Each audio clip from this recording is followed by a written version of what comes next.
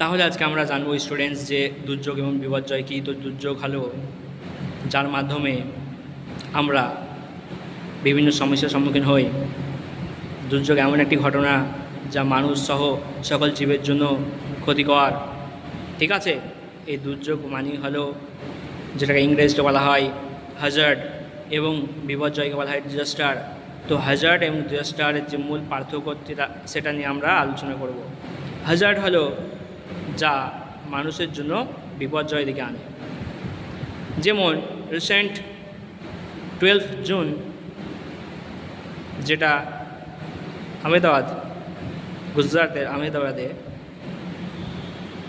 Plane এর ঘটলো, সেটা হলো একটি বিপর্যয়, অর্থাৎ এর ফলে মানুষ প্রাণহানি ঘটেছে, এটা হলো বিপর্যয়।